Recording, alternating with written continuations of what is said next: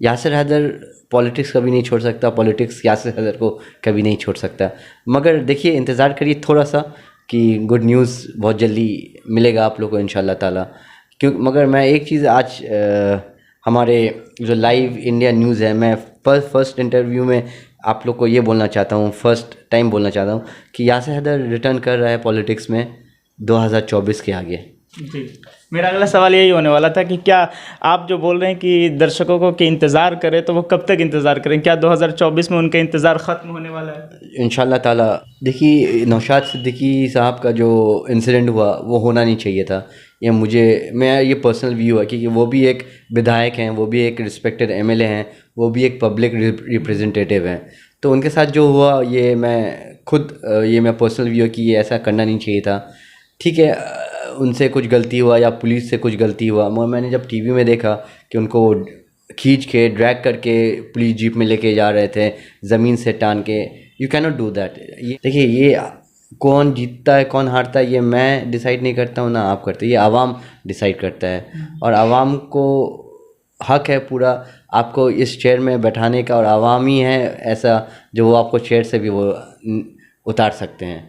तो जब हम लोग कोविड से लड़ के हम लोग जीत हासिल किए हैं, तो एडिनो वायरस से भी इंशाल्लाह ताला हम लोग बहुत जल्दी बाहर आएंगे, और हम लोग एडिनो वायरस को भी लड़ाई करके हम लोग इसको पीछे छोड़ाएंगे। आप एक सोशल वर्कर हैं, आप सड़क पर उतर कर लोगों की सेवा करते हैं। कोरोना वायरस के वक्त में भी आपने बहुत ज़्यादा लोगों की मदद की, तो एडिनो वायरस के समय आप क्या स्टेप लेंगे, किस तरह से आप काम कर रहे हैं, कुछ? नमस्कार, आदाब, स्वागत है आप सभी का लाइव इंडिया न्यूज़ में। मैं हूं आपके साथ जमशेद, और इस वक्त हम आपके सामने लेकर हाजिर हैं सोशल एक्टिविस्ट और यूथ आइकॉन यासिर हैदर को। तो आइए हम इनसे बात करते हैं, तमाम सवालों के जवाब आज हम इनसे जानेंगे कि आखिर बहुत सारे मुद्दे पर ये क्या सोचते हैं। सर, आपका बहुत बहुत स्वागत है। अस्सलाम वालेकुम, नमस्कार सभी को, मेरा ढेर सारा प्यार और आदाब।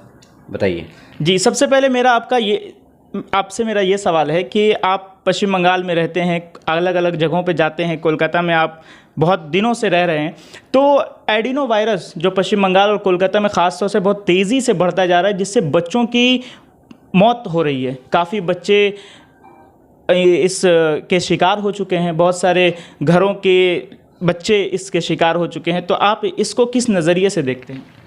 देखिए, सबसे आगे यासिर हैदर कोई यूथ आइकन या कुछ ऐसा आइकन जो आप लोग यूज़ करते हैं, ऐसा कुछ नहीं है। मैं हाँ सोशल एक्टिविस्ट हूँ, एक सोशल वर्कर हूँ, जो मैं हमेशा ट्राई करता हूँ कि लोगों का मदद करूँ, लोगों के साथ रहूँ, लोगों के पास रहूँ हमेशा। और ये सारा ज़िंदगी इंशाल्लाह ताला यही करने का इरादा है, और हमेशा से मैं ये करता आ रहा हूँ। अभी देखिए, ये जो मुद्दा अभी बहुत ही सब जगह ये सीरियस मुद्दा है कि जो एडिनो वायरस का हो रहा है, ये लास्ट 3-4 साल में देखिए, हम जो कोविड के बाद से या कोविड के आगे हमारा 2019-2020 जो लॉकडाउन हुआ, कोविड हुआ, फर्स्ट फेज़ में कोविड आया, फिर सेकेंड फेज़ में बहुत लोगों का इंतकाल हुआ, बहुत लोग मारे गए, और उसके बाद ही देखिए कुछ ना कुछ वायरस आते ही जा रहा है। हम लोग जिसका नाम कभी नहीं सुने, वो नया नया भेस में, नया नए रूप में आ रहे हैं। तो अभी ये एडिनो वायरस जो बहुत ही एक सीरियस एक मैटर है हमारे वेस्ट बंगाल में बोलिए या पूरे भारतवर्ष में बोलिए, जहाँ पे आप देखा जाए कि वेस्ट बंगाल का मैं बात बोल रहा हूँ कि 1 से 3 साल के बच्चे लोग का काफ़ी नुकसान हो रहा है। कुछ बच्चे का अफसोस मैं ज़ाया कर रहा हूँ बहुत, कि कुछ बच्चे लोग का इंतकाल भी हो गया है। इसके लिए मैं उन जो परिवार के बच्चे लोग का इंतकाल हुआ है, जो बच्चे लोग को हरा दिए हैं परिवार के सदस्य लोग, उन लोग को मैं माफ़ी चाहता हूँ उन लोग से कि, और मैं हमेशा बोलता हूँ कि एक बच्चा या किसी का भी कोई मौत होता है तो बहुत ही दुख भरी चीज़ होती है। तो मैं आप जितने भी परिवार लोग इस चीज़ से जा रहे हैं, मैं उन लोग के साथ हूँ, उन लोग के पास हूँ हमेशा।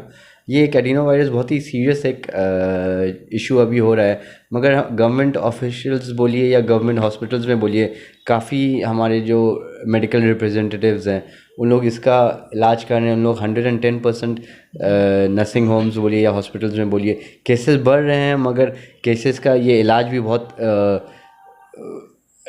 ज़ोरों से हो रहा है ये वाला। तो मैं बोलूँगा कि ये इसमें गवर्नमेंट बहुत ही इम्पोर्टेंस दे रहे हैं, बहुत ही सीरियसली ये काम हो रहा है। और देखिए इंशाल्लाह ताला ये जब हम लोग कोविड से लड़ के हम लोग जीत हासिल किए हैं, तो एडिनो वायरस से भी इंशाल्लाह ताला हम लोग बहुत जल्दी बाहर आएंगे और हम लोग एडिनो वायरस को भी लड़ाई करके हम लोग इसको पीछे छोड़ाएंगे। आप एक सोशल वर्कर हैं, आप सड़क पर उतर कर लोगों की सेवा करते हैं। कोरोना वायरस के वक्त में भी आपने बहुत ज़्यादा लोगों की मदद की, तो एडिनो वायरस के समय आप क्या स्टेप लेंगे, किस तरह से आप काम कर रहे हैं, कुछ बताएं दर्शकों को। देखिए कोविड जब था फर्स्ट फेज़ बोलिए या सेकेंड फेज़ में, मैं लोगों के साथ था, लोगों के पास था, जो हमेशा रहता हूँ। मैं बोलता हूँ मैं जितने भी डिस्ट्रिक्ट्स बोलिए, सुंदरबन से लेके मेदिनीपुर से लेके आप जितने भी हॉस्पिटल्स हैं, जितने भी बस्ती स्लम्स हैं, मैं हमेशा वहाँ था। और इत्तेफाक से मुझे भी, मैं खुद कोरोना वायरस के शिकार हो चुका हूँ 2 बार। एक फ़र्स्ट फेज़ में भी हुआ था, सेकेंड फेज़ में भी हुआ था। मगर वो बोलते हैं ना, अल्लाह का दुआ है, इतने आवाम लोग का दुआ है कि मैं फ़र्स्ट फेज़ में तो बहुत ही सीरियस हो गया था कि डॉक्टर ने बोल दिया था कि 48 hours is very crucial for me. But बोलते हैं कि अल्लाह की मर्ज़ी है और आवाम का दुआ है। जो इतने में हमारी माँ बहनें हैं, हमारे भाई, हमारी बहनें हैं, सब ने बहुत दुआ किया हमारे बारे में। तो आपके सामने फिर से हम खिदमत में हैं, लोगों को और आवाम को हम खिदमत में हमेशा रहते हैं और हमेशा कर रहे हैं। तो एडिनो वायरस का वही जो अभी हम लोग coming back to adenovirus, इसका हमारे जितने भी गवर्नमेंट हॉस्पिटल्स हैं, हमारे जितने भी हमारे डॉक्टर्स, हमारे जो बंधु डॉक्टर्स हैं, हमारे जो वेल विशर्स हैं, हमारे जितने भी रिप्रेजेंटेटिव्स हैं रिस्पेक्टेड हॉस्पिटल्स में, तो उन लोग से बात हो रहा है। ये एक सीरियस मैटर है मगर इसका एक वैक्सीन का भी बात चल रहा है और वैक्सीन भी शायद आ गया है इसमें। तो जितना वैक्सीन बोलिए या मेडिकल वे से बोलिए, तो ये हमेशा इन लोग पूरा 24/7 जितने भी मेडिकल फैसिलिटीज़ है, मेडिकल टीम है, ये पूरा इनको जांच कर रहे हैं ये एडिनो वायरस का। और इंशाल्लाह ताला इससे भी हम लोग उभर आएंगे और इससे भी हम लोग लड़ाई करके हम लोग इस जीत हासिल होगी इंशाल्लाह। लेकिन मेडिकल सिस्टम में कुछ ऐसे भी लापरवाही भी देखने को मिल रही है कि बच्चे, कुछ डॉक्टरों की लापरवाही, कुछ हॉस्पिटल्स की लापरवाही की वजह से भी बच्चों की मौत हो रही है। एक तो वायरस ख़तरनाक है ही, ऊपर से अगर लापरवाही हो तो बच्चों का जो ज़िंदगी है उस पर कुछ ज़्यादा ही इफ़ेक्ट पड़ता है। तो इसको लेकर आप क्या कहेंगे? देखिए जहाँ लापरवाही हो रही है वहाँ लोगों वो न सेम टाइम वहाँ डॉक्टर्स वहाँ 110% देखिए डॉक्टर्स लोग एडिनो वायरस का जो पेशेंट है, जो बच्चे लोग हैं, उसको ठीक भी कर रहे हैं। मगर न्यूज़ चैनल जहाँ लापरवाही हो रही है वो ज़्यादा दिखाते हैं, और जहाँ जो ठीक हो जा रहे हैं, जो ठीक होके स्वस्थ होके वो वापस आ रहे हैं, तो वो नहीं दिखा रहे हैं। तो हाँ, मैं ये नहीं बोलूँगा कि 2-3 मौत हुआ नहीं है, मगर हाँ काफ़ी बच्चे लोग का इंतकाल हुआ, जो मैं आगे भी बोला। मगर डॉक्टर्स लोग पूरा ट्राई कर रहे हैं और इंशाल्लाह ताला ये चीज़ से हम लोग जल्दी हम लोग कामयाब होंगे, ये मैं मानता हूँ। जी, आप एक सोशल वर्कर हैं, आप अलग अलग ज़िलों में जाते हैं और तमाम लोगों के मतलब जो डेली का रोज़मर्रा ज़िंदगी से भी जुड़े हुए चीज़ों को बहुत नज़दीक से देखने का मौका भी मिलता है आपको, क्योंकि आप सोशल वर्कर हैं। हर जगह लोगों के दिलों में उतर कर भी आप देखते हैं। तो सागर दिघी उपचुनाव पिछले बार हुआ था इधर कुछ दिनों पहले, तो सागर दिघी उपचुनाव में टीएमसी के गढ़ में बहुत बड़ी हार मिली थी। वहाँ पे कांग्रेस के एक प्रत्याशी की जीत हुई थी। तो इस हार को आप कैसे देखते हैं? चूँकि आप एक सोशल वर्कर हैं, मैं आपसे पॉलिटिकल सवाल इसलिए कर रहा हूँ कि आप उसको किस नज़रिए से देखते हैं? क्या बंगाल का आगे का जो फ्यूचर है या पार्टी का जो आगे का फ्यूचर है वो किस दिशा में जा रहा है? ये सागर दिघी में जो फेयर इलेक्शन हुआ, अच्छा से इलेक्शन हुआ, कोई दुर्घटना या कुछ अनरेस्ट कुछ ऐसा सुनने को नहीं मिला। तो सभी अच्छे से वहाँ पे इलेक्शन कमीशन ने बहुत अच्छे से वहाँ इलेक्शन किया और सागर दिघी में सभी अच्छा से हुआ। और हमारे बहुत ही अच्छे मित्र हैं जो बाइडेन विश्वास, वो कांग्रेस से जीते हैं, तो उनको अच्छे इंसान हैं, अच्छा उनका वहाँ पे नाम है। तो उनको मैं मुबारकबाद देना चाहता हूँ कि वो इतना अच्छा जीत हासिल किए हैं। और टीएमसी का बोलिए या XYZ जो भी पार्टी है उनका बोलिए, देखिए ये कौन जीतता है कौन हारता है ये मैं डिसाइड नहीं करता हूँ, ना आप करते, ये आवाम डिसाइड करता है। और आवाम को हक है पूरा आपको इस चेयर में बैठाने का, और आवाम ही है ऐसा जो वो आपको चेयर से भी वो उतार सकते हैं। तो मैं सच्ची में ये एक सीरियस इशू है, जहाँ से मुर्शिदाबाद से ही, सागर दिघी से ही तृणमूल ने अपना खाता खोला था मुर्शिदाबाद का, और वहाँ से ही उनका फर्स्ट ये हार हुआ है। मगर ये नहीं बोलूँगा कि एक जगह से हारने से आपका ऐसा सिचुएशन सब जगह होगा। यहाँ कुछ कुछ फॉल्स है, कुछ गलतियाँ हैं। तो मैं आई एम कॉन्फिडेंट कि पार्टी और हमारे जो हायर अथॉरिटीज़ हैं वो देख रहे हैं ये हारने का क्या कारण है और क्या चीज़ के लिए ये लॉस हुआ है। तो डेफिनेटली ये टीएमसी पार्टी के जो हायर अथॉरिटीज़ है वो देख रहे हैं, और इसके लिए वो देख रहे हैं कि ये नेक्स्ट टाइम कैसा ठीक हो सके और ये कैसा रिकवर हो सके। और ये देखिए, और एक चीज़ कि बाई इलेक्शन एक डिफरेंट होता है, और इलेक्शन जो प्योर इलेक्शन होता है वो डिफरेंट होता है। तो बाई इलेक्शन और इलेक्शन में बहुत डिफ्रेंशिएट होता है। ये जो तो एक बाई इलेक्शन था, तो इसमें जैसे कांग्रेस की जीत हुई है, जो जोट सीपीएम कांग्रेस की जीत हुई है। और अगर यहाँ इलेक्शन होता तो रिज़ल्ट कुछ और हो सकता था, नॉर्मल इलेक्शन होता। तो तब भी जो भी है, let the best team win. And मैं जो कांग्रेस के जो प्रतिनिधि हैं बारन विश्वास को मैं मुबारकबाद देना चाहता हूँ, अच्छे से काम करें वो, और my best wishes to him. कोई भी नेता को जब जनता अपने वोट के थ्रू जवाब देती है, तो क्या लगता है आपको कि वहाँ पे जो पहले से विधायक जो बने हुए थे टीएमसी के, तो आखिर जनता के मन में ऐसा क्या वजह होगा जो मतलब उनको जब जनता ने ऐसा जवाब दिया और किसी दूसरे पार्टी की फिर जीत हो गई? देखिए, मैं हमेशा से ये मानता हूँ कि अगर आप काम करिएगा तो जनता आपके साथ है, अगर आप काम नहीं करिएगा तो जनता आपके साथ नहीं है। This is the honest and the straight forward truth, जो सच्चाई जो है।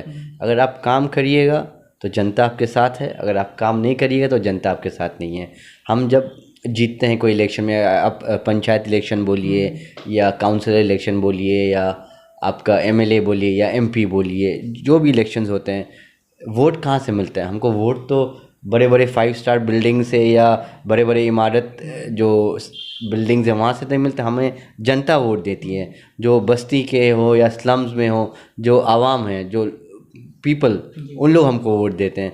तो उन लोग का ही सबसे ज़्यादा परेशानी होता है, कुछ ना कुछ परेशानी होता है। तो अगर हम जीत के देखें कि हम जहाँ के कोई एरिया से कोई एमएलए जीते हैं और वो एमएलए का ही कोई अता पता नहीं है, 2 महीना 3 महीना 4 महीना जीतने के बाद उनका कोई वहाँ अता पता नहीं है, उनको दिखाई नहीं देता है, तो वैसा तो हो नहीं सकता। आप जीते हैं लोगों के दम पे, तो लोगों का काम आप अगर नहीं करेंगे तो वही लोग आपको 5 साल बाद नीचे आपको फिर से जहाँ से आप उठे थे वहीं आपको उतार देंगे। तो मैं ये हमेशा मानता हूँ कि अगर आप जीतते हैं, कोई भी इलेक्शन हो, एमएलए एमपी काउंसलर, जो मैंने बोला, अगर आप लोगों का सेवा नहीं करिएगा, अल्लाह ताला ऊपर है, वो देख रहे हैं। और लोग अभी बहुत सोशल मीडिया का ज़माना है, लोग बहुत सब एडुकेटेड हैं, सब इंटेलिजेंट है, तो उन लोगों को पता है कि क्या ठीक है, क्या सच है, क्या गलत है, क्या भूल है। तो अगर आप लोगों का सेवा नहीं करिएगा तो वो लोग आपका चेयर में भी आप बैठते हैं, आप पब्लिक सर्वेंट है, ये हमेशा आपको याद रखना चाहिए। You are a public servant, public का सर्वेंट है आप। लोगों का आप जो भी समस्या है वो उसको आपको हल करना है, इसलिए लोग आपको वोट दिए। अगर हल नहीं करिएगा तो आपको हल से बेहल कर देंगे वो। तो इसलिए अगर आपका जो दायित्व है, आपका जो रिस्पॉन्सिबिलिटी है, वो अगर आप ठीक करते हैं तो लोग आपको ये चेयर से और बड़ा पद में लेके चले जाएंगे इंशाल्लाह। मगर अगर वो काम नहीं करिएगा तो ये चेयर भी नहीं रहेगा, ना आप रहेंगे, बैक टू ग्राउंड ज़ीरो हो जाइएगा आप। अच्छा, सागर दिघी उपचुनाव जिस वक्त हो रहा था तो उस वक्त एक और मुद्दा था जो बहुत तेज़ी से उभरा हुआ था, नौशाद सिद्दीकी का। नौशाद सिद्दीकी जेल भी गए उस दौरान। फिर क्या नौशाद सिद्दीकी कोई फैक्टर बने, क्योंकि वो एक माइनॉरिटी से हैं और सागर दिघी में 65% वोट्स माइनॉरिटी के हैं। तो क्या लगता है आपको कि टीएमसी जो है अब माइनॉरिटी से थोड़ा बहुत दूरी इख्तियार कर रही है या माइनॉरिटी टीएमसी से दूरी इख्तियार करती नज़र आ रही है? देखिए, नौशाद सिद्दीकी साहब का जो इंसिडेंट हुआ वो होना नहीं चाहिए था। मैं ये पर्सनल व्यू है, क्योंकि वो भी एक विधायक हैं, वो भी एक रिस्पेक्टेड एमएलए हैं, वो भी एक पब्लिक रिप्रेजेंटेटिव हैं। तो उनके साथ जो हुआ ये मैं पर्सनल व्यू है कि ये ऐसा करना नहीं चाहिए था। ठीक है, उनसे कुछ गलती हुआ या पुलिस से कुछ गलती हुआ, मगर मैंने जब टीवी में देखा कि उनको खींच के ड्रैग करके पुलिस जीप में लेके जा रहे थे, ज़मीन से टान के, you can not do that. ये हमारा ये भारतवर्ष बोलिए या बंगाल बोलिए, ये तो एक डेमोक्रेटिक कंट्री है। यहाँ तो हम लोग चाइना की तरह रूल में नहीं है, या हम नॉर्थ कोरिया की तरह नहीं है कि एक ही पार्टी है तो और कोई अपोजिशन नहीं रहना चाहिए। मैं हमेशा बोलता हूँ opposition should be there in every part of the country, every part of the state, because opposition होने से क्या है कि एक फ़ायदा होता है गवर्नमेंट को कि गवर्नमेंट क्या सही कर रहा है या क्या गलत कर रहा है। अपोजिशन हमेशा वो क्रिटिसाइज़ करते हैं। अगर अपोजिशन ही अगर नहीं रहा, अपोजिशन को ही आप मिटा दिए, तो this is not called a democratic country. तो नौशाद सिद्दीकी साहब के साथ जो हुआ बहुत ही ख़राब था, वो होना नहीं चाहिए था। और वो एक अलग इशू है और सागर दिघी का एक अलग इशू है। मगर बहुत चीज़ जब मैंने टीवी में देखा तो मुझे भी थोड़ा डिस्टर्बेंस लगा कि एक एमएलए को आप ऐसा खींच के नहीं लेके जा सकते हैं। कि अगर ऐसा कोई टीएमसी का अगर होता तो टीएमसी का तो एमएलए को ऐसा खींच के आप पुलिस वैन में नहीं बैठाते, क्योंकि वो गवर्नमेंट का रूलिंग पार्टी में है। तो अपोजिशन के साथ भी ऐसा नहीं करना चाहिए था। कुछ गलती होता है तो आप गलती को सुधारने के लिए आप बात करिए, सलाह करिए। मैं ऐसा खींच के और पुलिस डंडा मार रहे हैं या उनको खींच के लेके आ रहे, ऐसा करना नहीं चाहिए था। ये मेरा पर्सनल व्यू है। तो अच्छा ये बताइए कि सागर दिघी उपचुनाव में जिस तरह से नतीजे सामने आए, तो अभी फिलहाल पंचायत चुनाव भी आने वाला है, सामने है पंचायत चुनाव। तो पंचायत चुनाव में क्या नतीजे आएंगे? क्या टीएमसी विधानसभा चुनाव और केएमसी चुनाव के नतीजे को दोहरा पाएगी या फिर कुछ डिफरेंट देखने को मिलेगा? देखिए, सागर दिघी का जो इलेक्शन था, मैं फिर से it was a by election. By election is very different from a normal election, ठीक है। तो अभी पंचायत इलेक्शन का डेट्स तो अनाउंस हुए नहीं है। जितना तक लगता है, जो मैं सुन रहा हूँ सब हमारे न्यूज़ चैनल के बंधु से हैं, हमारे जो न्यूज़ सर्कल के फ्रेंड्स हैं, सबसे ऐसे सुनते कि अप्रैल एंड में हो सकता है या मई में हो सकता है। अभी डेट्स फाइनलाइज नहीं किया गया है। मगर panchayat election is totally different from a by election, मैं जो फिर से बोल रहा हूँ। और टीएमसी का जो चेहरा है, टीएमसी का मतलब ही होता है ममता बनर्जी। और ममता बनर्जी का छवि जब तक टीएमसी के साथ है, मुझे नहीं लगता कि टीएमसी को कोई हिला सकता है या कोई हटा सकता है। तो Didi is one and only Didi, and Didi means TMC, and TMC means Didi and our honourable chief minister Mamata Banerjee. लेकिन चीफ मिनिस्टर ममता बनर्जी और टीएमसी तो अभी डीए प्रोटेस्ट पे बैकफुट पर आई हुई है। तमाम सरकारी कर्मचारी जो है ममता बनर्जी से मांग कर रहे हैं, अपनी हक की आवाज़ भी उठा रहे हैं, और ममता बनर्जी उस पर कोई रिप्लाई नहीं कर रही है। देखिए, डीए का सिलसिला तो बहुत आगे से चल रहा था। ये सीपीएम के अमूल से चल रहा था। सीपीएम जब रूल कर रहे थे पश्चिम बंगाल में, तब हम लोग इतने कर्ज के इसमें डूबे हुए थे, इतने लोन हमारे गवर्नमेंट के सर में था। जब उन लोग का रूलिंग ख़त्म हुआ तब टीएमसी आए।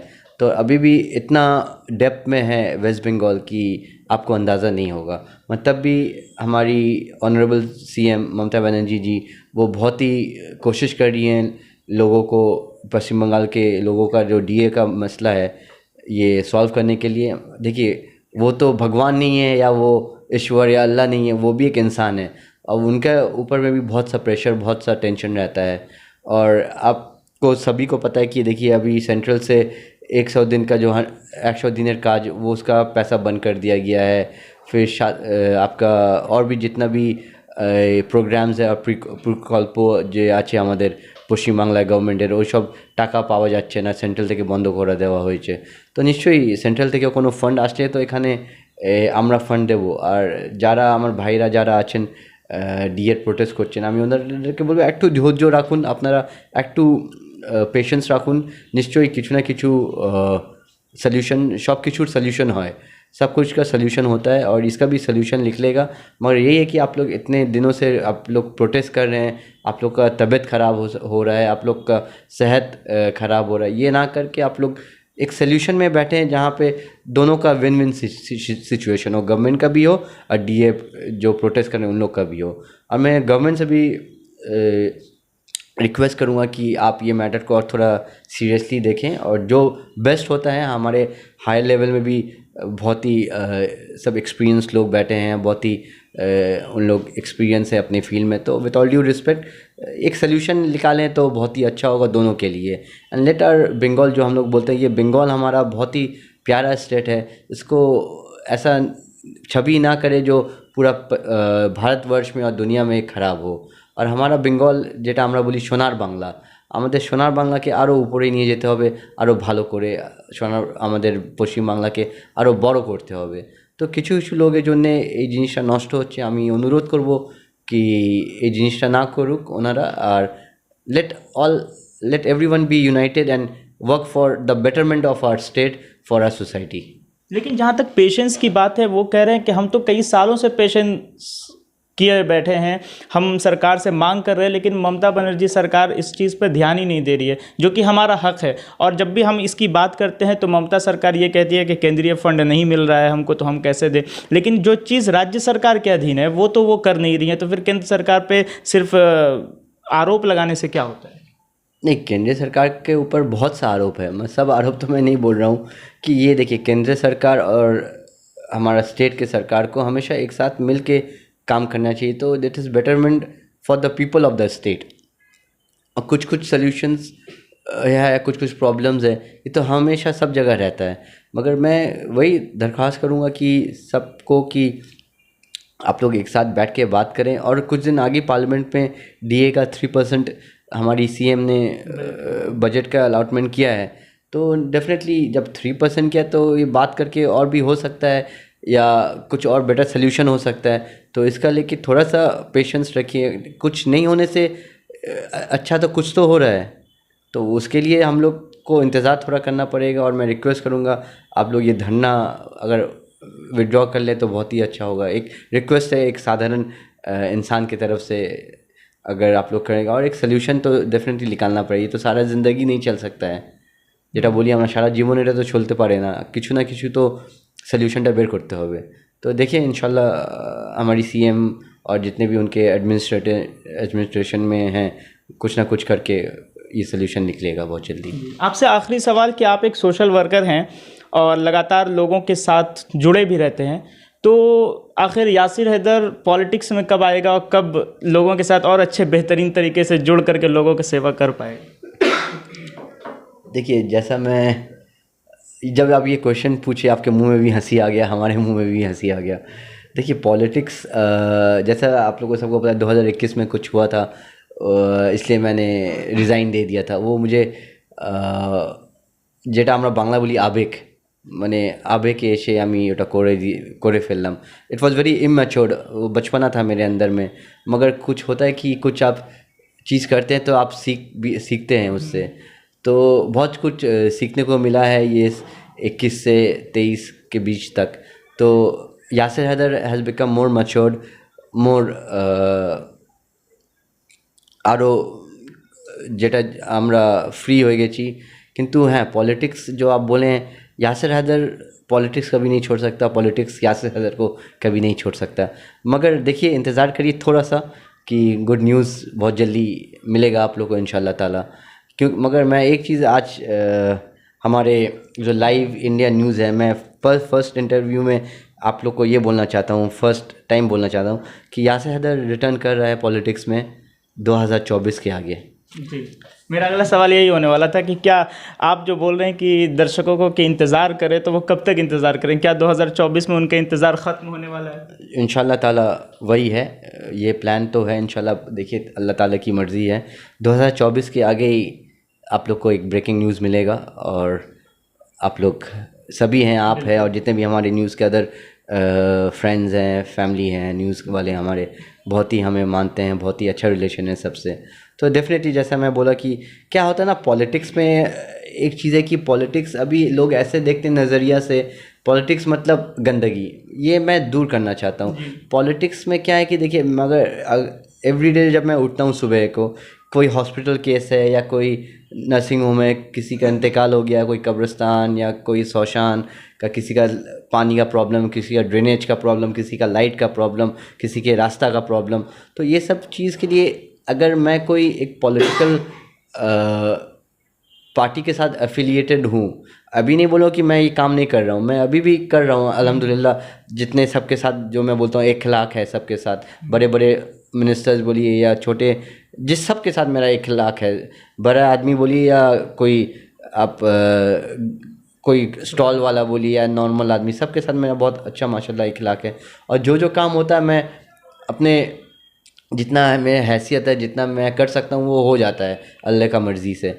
मगर एक क्या है कि अगर मैं रोज़ 50 आदमी का मदद कर पा रहा हूँ तो एक पॉलिटिकल बैनर से मैं वो कन्वर्ट करके 1000 आदमी का मदद कर पाऊँगा एवरी डे। तो एक पॉलिटिकल बैनर तो ऑब्वियसली दरकार है, होता है, सभी को एक ज़रूरत होता है। मगर बस वही सही टाइम आना दीजिए, मौका में वो चौका जो बोलते हैं मारने का, तो मैं मौका में चौका बहुत जल्दी मार रहा हूँ। और 2024 के आगे ही आप देखिएगा Yasir Haider is again with the political scenario very soon। बहुत बहुत शुक्रिया। बिल्कुल बिल्कुल। तो आप मौके पे चौका मारे, दर्शकों को आपका इंतज़ार है, जनता आपका इंतज़ार कर रही है और तमाम लोगों की दुआएं भी आपके साथ है। तो हमारे साथ यासिर हैदर साहब थे, इन्होंने तमाम सवालों के जवाब भी दिए और इन्होंने अपने फ्यूचर प्लानिंग के बारे में भी आप लोगों को बता दिया। जो आप लोगों का कन्फ्यूज़न था, जो तमाम लोग ये सोचते रहते थे, तो उन्होंने आज ये भी बड़ा खुलासा कर दिया लाइव इंडिया न्यूज़ के बूम पर। तो आप लोग ज़रूर जुड़ें और आप फ़िलहाल बने रहिए लाइव इंडिया न्यूज़ के साथ। और दीजिए हमें इजाज़त। शुक्रिया। Thank you।